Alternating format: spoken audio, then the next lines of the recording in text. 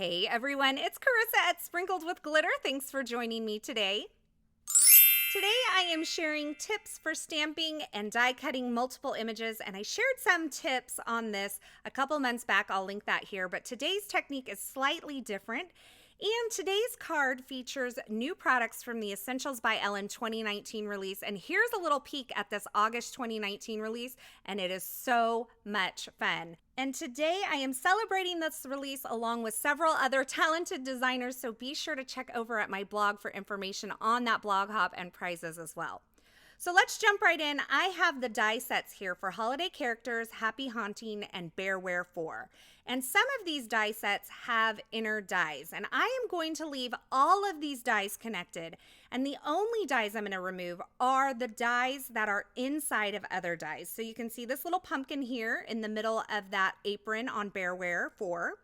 And on Happy Haunting, there are no inner dies, so I'm just going to leave all of these connected with their little metal tines or whatever they're called. And then on Holiday Characters, there's a few small dies that are placed inside of other dies. And sometimes die sets are just manufactured like that. I've left all the other ones connected together, so they are one piece. And now I'm just arranging them onto some Neenah Solar White cardstock here, and I'm going to hold them in place with some Thermoweb purple tape. Now, the little ones that you see at the top that are not connected, those were the dies that were inside of other dies. So I'm just going to place those there and connect them all together. Now, for some of my die cutting today, I'm going to be using the Spellbinders Platinum 6 die cutting machine. This is a manual crank die cutting machine, and I love this machine because it folds up nice and compact, and when you're ready to use it, you can fold out the platform and then just create your sandwich and die cut. And it really is a great space-saving design. So I'm going to start with my platform, and then I have a cutting pad down. I have my cardstock with the dies on top, and those are all taped in place with Thermoweb purple tape, not paper tape. And then I'm going to finish off my sandwich with another die cutting plate. Then I'm just going to crank that through, and I haven't used a manual crank die cut machine in quite a while, and let me just tell you, it gave me a little workout. So once I have that ran through, I can pop out these blank dies, and I can go back and stamp on these if I want, or I can use them for the alignment process that I'm getting ready to show you. But just keep in mind, I have not separated any of these dies. They are all still connected. Now I'm going to take this template and I'm going to place it inside my Misty stamping tool. And I'm going to use this template to place the stamps that coordinate with these die cuts. So I'm just starting out with the Holiday Characters, and then I will move on to Happy Hauntings. And I have Ware 4 on a totally separate, like its own template. Now I'm just going to make sure all of these are lined up, and then I'm going to close the lid of my Misty. So all of these will stamp within those die cut shapes. But in order to check my alignment, I am going to just grab another piece of cardstock. It is a darker piece of cardstock, and it's more so you can see it than I can see it, because if it was white on white, I could see it in person. But for the sake of the camera, I decided to go ahead and use a colored piece of cardstock so you could kind of see what I was doing. Then I'm going to take all of these stamps and I'm going to ink them up with some Gina K Amalgam Jet Black ink. And I'm going to stamp it onto that dark cardstock that's underneath my template. And this is just making sure that I have those stamps lined up within the die cuts the way that I want it. Because once I have these positioned and I start stamping, I can't make changes. And I just kind of had some adjustments that I needed to make, like some things that needed to tilt just slightly. So before I go and stamp my finals, I can make those adjustments, and then I'm ready to stamp my final images here. So I'm going to be doing multiple sets of these images, and that's why I've lined it up and done it this way. And now I'm taking these same images in the same place that they were before, and I'm stamping them once again in the Gina K Amalgam ink in Jet Black. Now, once I have them stamped, I can go ahead and color them, or I can color them later, and I can take those dies that are all connected and just tape them right over the top, line them up, and I'm placing several dies at once. So this makes this process really fast and easy, and it makes it really accurate too. So sometimes you have to just kind of tilt them a little bit, but you do want to hold them in place with a little bit of purple tape or some washi tape or whatever it is that you use. or the Delicate Surface Painter's Tape is another favorite of mine. And then I'm going to run it through my Platinum 6 die cut machine, and I told you I got a workout today. Now, once I run them through my die cut machine, I have all of these cut images. They're all colored and ready to go.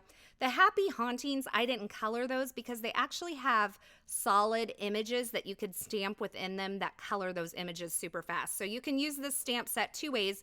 You can either color it with your Copic markers or your favorite coloring mediums, or you can stamp the solid images within the outlines, and that makes for really fast coloring. Now I'm going to show you this once again. I have another sheet of stamped images that are colored, and I can just line up the dies over those, run those through my die cut machine. And then I have several stamped and die cut images. It was all super fast, and I'm ready to make a ton of cards. So let's jump into our card for today, and I'm going to be using this retro holiday greeting stamp set. This is new from the August 2019 release from the Essentials by Ellen line. And I'm going to use the stamp that says it's the most wonderful time of the year. And I'm going to line it up within this Lovely Labels stamp from the Stamp Market. I'm going to go ahead and heat emboss that in some gold embossing powder onto some Neenah Solar White heavyweight cardstock. So I've prepped the surface of my cardstock with a little bit of powder tool. I've inked it up with some Versamark ink, and now I'm adding my gilded embossing powder from Brutus Monroe. Then I can just take that and heat set it, and then I have a beautiful metallic gold frame to stamp my sentiment within. Now for this sentiment, I'm going to be doing some multicolored stamping, and I'm going to achieve this with some masking. I'm going to make sure that I have my sentiment, that's what it's called, lined up where I want it, and I'm going to dig through all of my images that I have pre-stamped and colored and cut and just figure out which ones I want to use on this card. And I decided on that little Santa because he's so stinking cute. And now I'm going to get ready for my stamping. So I have my stamp mounted on my mini Misty here, and I am just using some Post-it tape to mask off the areas of the stamp that I do not want to get ink on. And this is a little bit tricky on this stamp because they're not totally straight lines, but it's doable. You just need to rip little pieces and just go for it. So I'm going to ink up part of this stamp with the Catherine Pooler Coral Cabana, and then the other end of this wonderful, I'm going to ink up with the Catherine Pooler It's a Girl. So I'll have kind of an ombre effect here. And before I stamp this onto my cardstock, I want to make sure that I remove that masking tape that I've placed on there to protect the rest of my stamp. And then I can just go ahead and stamp it down onto that label shape. Now I'm going to do the same thing, but this time I am going to stamp time of the year, or, well, yeah, time of the year? I don't know. You're going to see what I'm going to stamp here. But I'm going to use the Catherine Pooler Shea Butter and Catherine Pooler Orange Twist. And this time to mask, I have used the Thermoweb Purple Tape. So you can use multiple different products to create this masking. You can even use Scotch tape if you want. But you just want to cover the areas of the stamp that you don't want to ink up. Now, once I have those multicolored stamped images down, I'm going to go ahead and ink up my stamp with some Twilight ink. I'm only doing a part of the stamp here, kind of this upper area. And I'm going to remove the gray ink from the areas that I didn't want to ink up with a baby wipe and then just stamp that onto my label shape.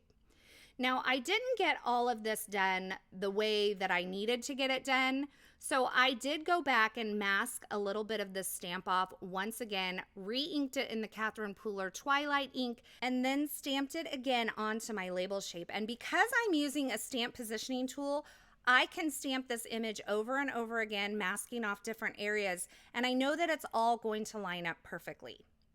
So here's my finished label shape here, and now I'm just going to take the coordinating dies from the Stamp Market, and I am going to hold that in place with some purple tape and run that through my die cut machine here.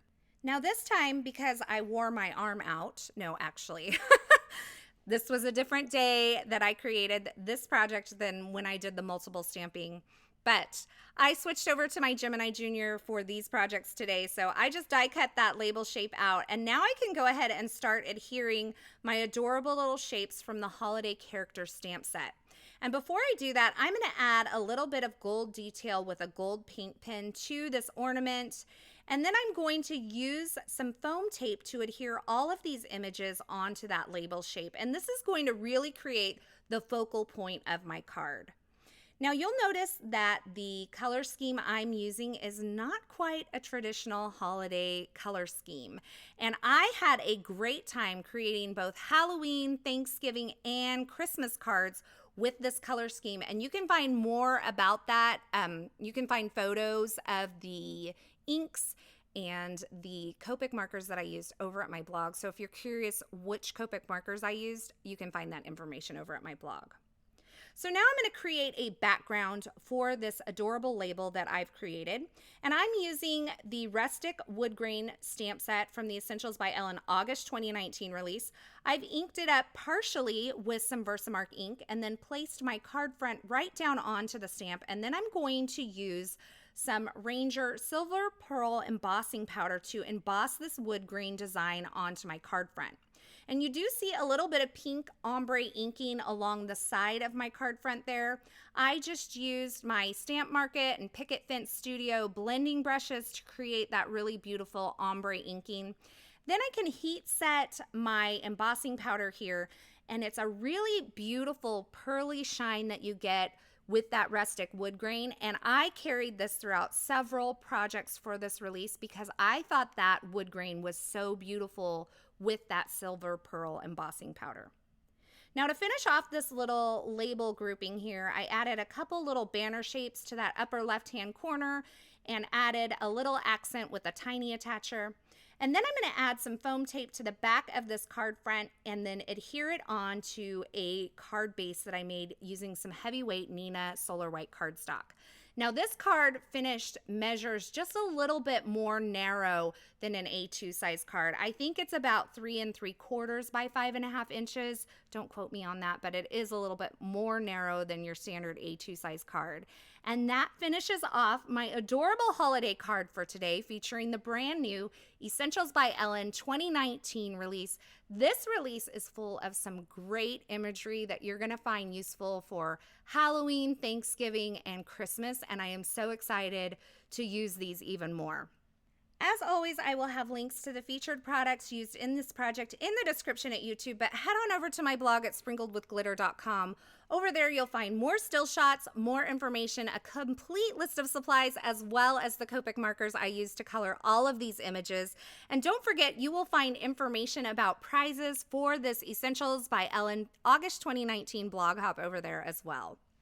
As always, thanks for stopping by and hanging out with me today. I hope you enjoyed this project, and I hope you picked up some useful tips for stamping and die cutting multiple images at once. If you enjoyed this video, give it a thumbs up, and don't forget to subscribe to my channel so you won't miss any of my paper crafting and card making video tutorials. Thanks for watching, and until next time, I hope you have a fabulous day.